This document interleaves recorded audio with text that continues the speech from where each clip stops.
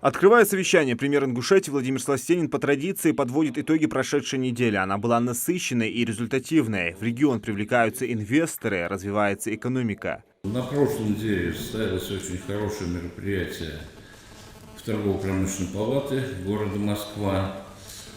Ингушетия представляла свое экономическое развитие. За последние 5 лет была высокая оценка дана руководством ТПП именно качеством выставки, содержательной частью, работой в секциях. И вот мы видели реальную вещь, когда на площадке ТПП заключались договора, и еще дополнительные инвесторы в республику приходят инвесторы, наши инвестиционные вещи хорошие, принимаются, и достаточно было очень много заключено и договоров, и контактов, поэтому всем, кто делал эту подготовку, а где-то полгода шла эта работа, я выражаю благодарность. Первым на повестке дня вопрос о ходе проведения весеннего призыва 2024 года и отбор граждан на военную службу по контракту. С докладом выступил военный комиссар республики Заурбек Кадаборшев, который озвучил основные итоги призывной кампании и рассказал о мерах, принимаемых для повышения ее эффективности.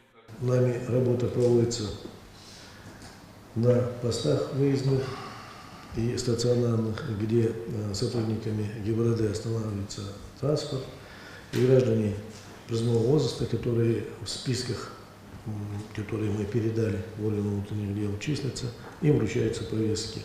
Задание, установленное для военного комиссариата республики, составляет 230 человек. Из них 35 водителей категории С. 100 новобранцев из Ингушетии уже отправились проходить срочную службу в армии. Далее на заседании рассматривают тему освоения федеральных средств в рамках реализации в республике национальных проектов и федеральных программ. С основным докладом выступил начальник управления по организации проектной деятельности администрации главы правительства региона Бекхан Мальсагов. Он доложил о текущем состоянии дел по каждому направлению и обозначил планы на ближайшую перспективу. Из средств 2024 года мы на сегодняшнее число бюджетные обязательства приняли на 3 миллиарда 601 миллион. Из 4 миллиардов 155 миллионов. Это 87%. Говоря уже о принятых бюджетных обязательствах по министерствам, картина следующая. Минстрой 91%, Минтруд 100%, Минавтодор 100%, Минприрода 92%, Минздрав 52%, Минсельхоз 19%, Минспорта 100%, Миноборнауки 79%, Минэкономразвития 91%, Коммолодежи 100%.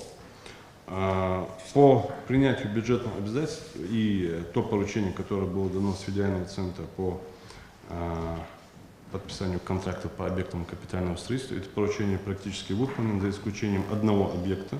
Особое внимание уделили вопросу подготовки к проведению государственной итоговой аттестации в форме единого экзамена. Исполняющий обязанности министра образования и науки Ингушетии Ахмед Башир Цароев проинформировал участников совещания о готовности образовательных учреждений к проведению экзаменов и мерах, принимаемых для обеспечения прозрачности и объективности процедуры. В текущем году будет представлена возможность выпускникам, освоившим образовательную программу среднего общего образования, пересдать единый государственный экзамен по одному из предметов по их выбору, чтобы улучшить свои результаты. С этой целью установлены дополнительные даты проведения ЕГЭ. Это 4 и 5 июля текущего года. В региональной информационной системе заявлено 3127 участников. Если брать с предыдущего года, 23-го, на 200 человек меньше. Участники с ограниченной возможностью 492.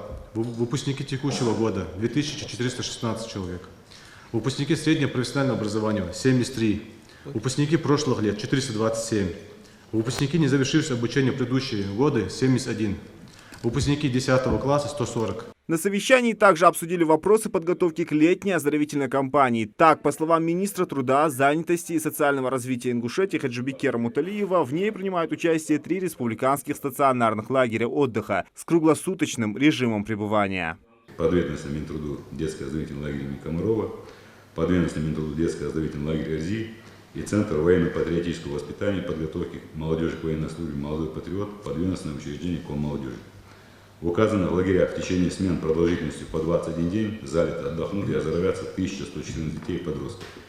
Также в проведении летнего отдыха будут задействованы 30 пришкольных лагерей дневного пребывания, подведомственное Министерству образования, в который будет направлено 2654 ребенка. Всего за период летней оздоровительной кампании отдохнуть и оздоровятся 3768 детей и подростков. На следующей неделе Ингушетия отметит 32-ю годовщину со дня образования. Министерством культуры республики запланировано проведение более 30 различных мероприятий. Они пройдут в форме концертов, выставок, лекций, викторин и творческих конкурсов. Детская художественная школа город Назрань 4 июня запланировано проведение выставки детских рисунков «День Республики Ингушетия».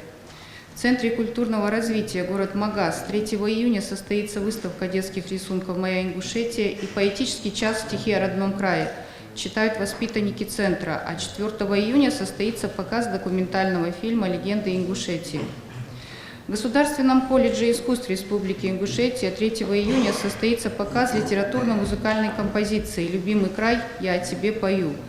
3 июня в мемориальном комплексе жертвам репрессий пройдет лекция «История ингушской государственности», игра-викторина для учащихся образовательных учреждений, вузов и СУЗов республики по страницам истории Ингушетии, а также детский онлайн-литературно-музыкальный фестиваль-конкурс «Мы есть у тебя, Ингушетия».